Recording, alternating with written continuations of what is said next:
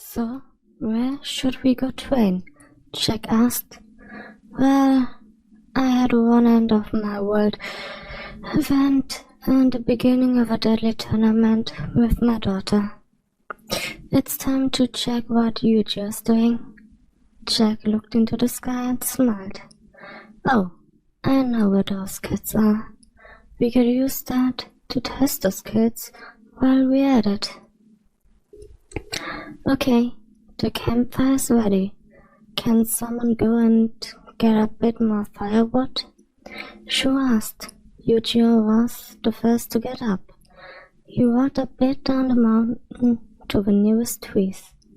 He drew his sword and targeted the tree that started to block the path. Letting his sword down, did he walk past it, hitting the tree with a light motion. After that, did he raise his sword and cut the air in front of him. With that, did he sheath his sword and touch the tree with his flat hand, allowing him to take out multiple cut pieces. Once he was back, did the tree finally lose its balance and fell in on itself. What was that? One of the boys yelled as they heard the wood-crushing sound. Maybe it's the monster of the mountain. I heard it laughs to its children, Shu said with an evil grin. Aren't we planning on becoming knights? So why should something like that be a danger to us? One of the boys held against it. A strange roar filled the silence.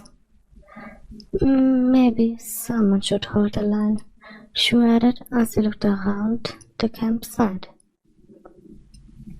Okay, we need to talk, he said and directed Yuichiro to the edge of the camp. I don't know how to tell you that, but... Yuichiro stopped him. My father is back, and he will probably try to scare us by pretending to be monsters. Shu looked at him. How did you figure that out? I could barely sense him, and that despite the fact that I observed the mountain with a magic barrier.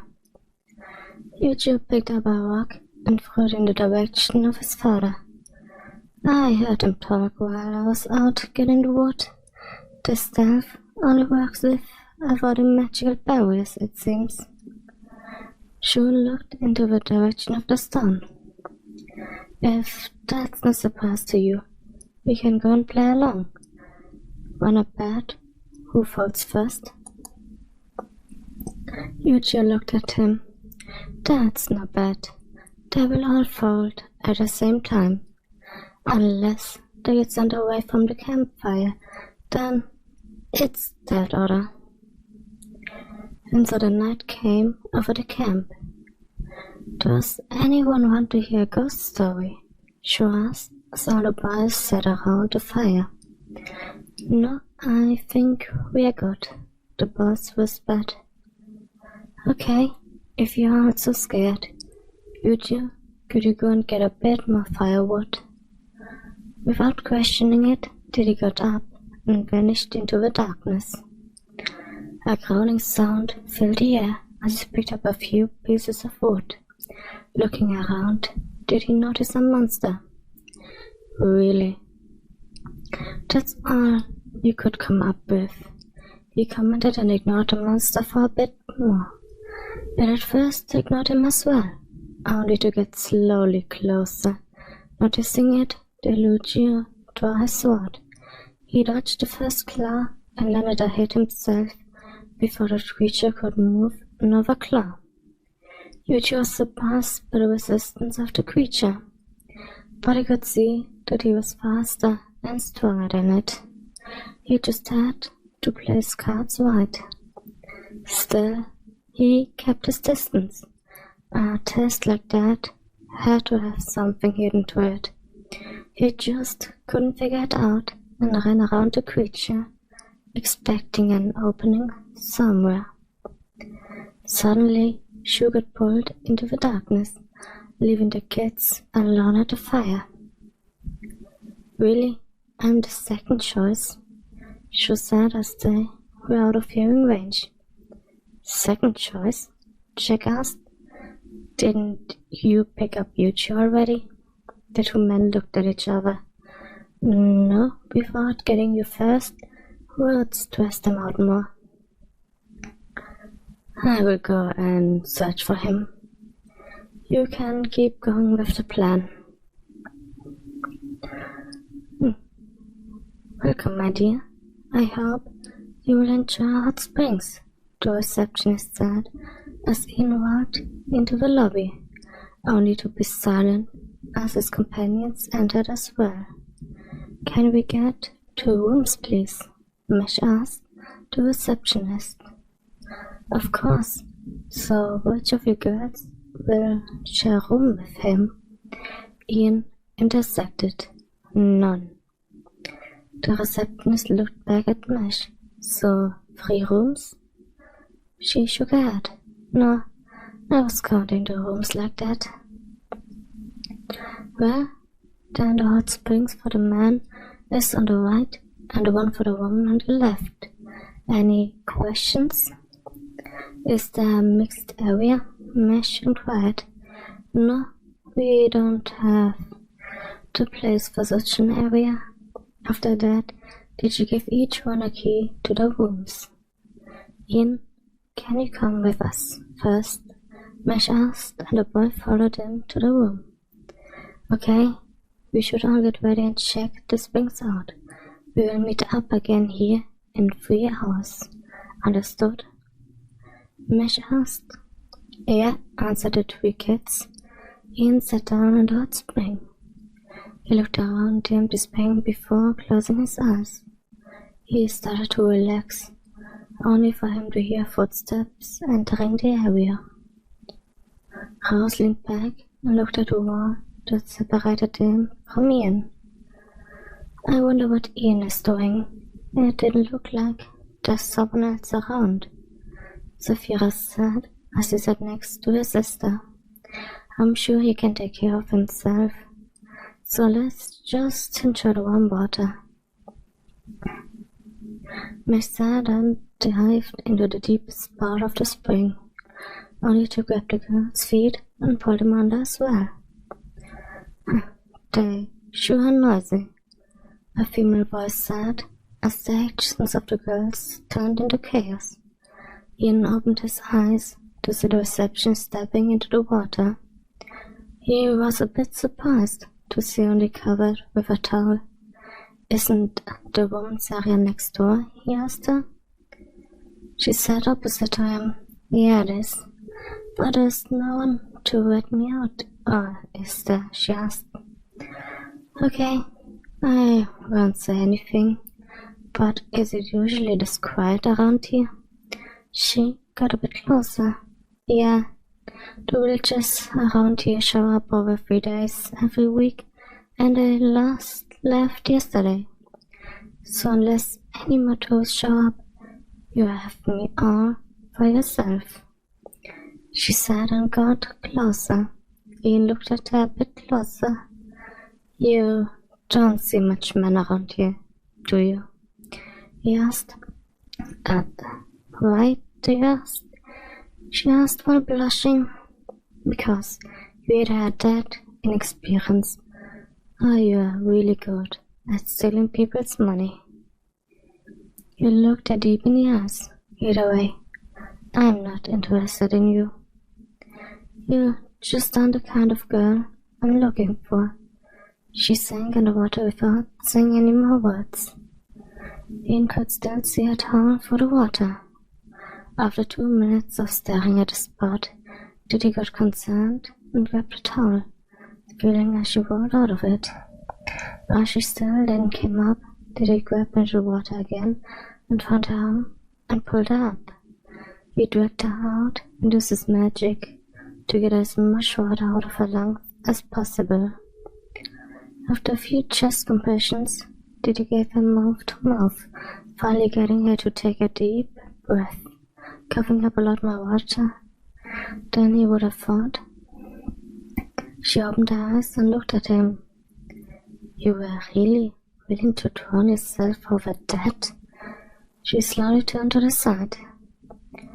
I mean, it got you to undress me already, she said with a smirk before coughing a bit more.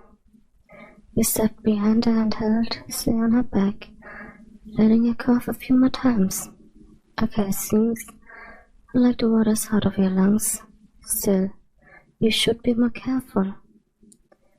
Okay, can I make it up for you? You did save my life. He just shrugged. That was enough fire, and she grabbed a towel to place it on the floor, telling him to lay on it. He laid face down on the towel as she sat on his back, massaging it with gentle pressure. After a few minutes of it, Eddie got tired and started to sleep, which didn't bother the girl's motivation to keep going, till a loud snap woke him. He accidentally threw the girl off his back and looked around, only to see Rose, with her phone in hand, standing on top of the wall, separating the male from the female area. Quite a service he got there, she said and took a few more pictures. Seems like you are jealous that I got my game. She jumped on. Not really about to jump her, she said and walked around the girl. Considering that's a game where you have no position, she said and handed the girl a new towel. Are you alright, miss? That was a very deep fall, the girl said, a bit worried.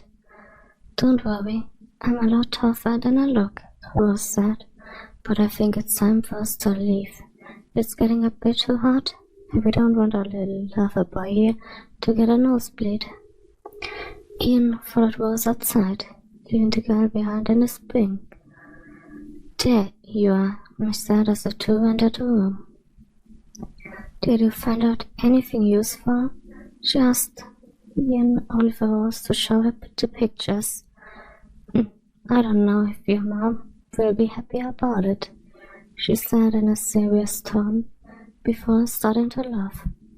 God, we need to send it to her right now, did she add after collecting her breath. Something isn't right with the receptionist. He answered my initial question. I can see that. Did she also sit on the other side? She asked and got red. No, she did not. But I have a bad feeling about staying here. With that, Sophia started to enter the conversation. So we are setting both of them up for a date? Mash and Rose thought about it and started to smile as well. It's the only choice we currently have, and with that, Rose left the room. She found the receptionist back at the workplace. I'm sorry for getting too close to your boyfriend, she sheepishly said, before hiding under her desk. Rose sat on the table and leaned over it to look at the girl. He is not my boyfriend. I just couldn't resist teasing him. So if you really want to know him better, I'm sure you wouldn't have something against a date tonight, Rose said. The girl slowly came up from below her desk. Do you really think he would want to? Rose patted her on the head. Else he wouldn't have let you near his back. So should I tell him that's a yes? The girl nodded and started to blush a bit. With that, Rose returned to her room. Looks like you have a date, she said while entering. Rose, couldn't you have decided to go on a date with her? He asked. I could have, but dating girls is more your domain. I would feel bad for playing with her feelings. Ian just glared at her. And I wouldn't feel bad? She grabbed her jacket and threw it at him. No, you would just make her happy. I'm sure she understands that you are only here for a short while. Lucas could hear the sound of a blade hitting something organic. He followed the sound till he saw his son fighting. With every blow Yuju dealt, the creature he was fighting seemed to get faster. Now, watching closer, he just got better at predicting his moves. He stayed out of the sight for a few hits more. Yuju seemed to constantly be able to move faster to stay ahead of the creature, till he jumped into the air for a slash. He was too slow, and the creature got him, only for him to use the creature's arm as a cover and slice its whole arm off for a clean strike. Now having dealt a real hit, did he go after one of the creature's legs, cutting it off with the same ease as the arm. That's not really a challenge. What makes you think that would scare any of us? He said to the monster. Hey, that one isn't part of our plan. Luca said as he stepped closer. Yuju looked at his father, and then at the monster. You mean that's not something you created? Lucas got closer.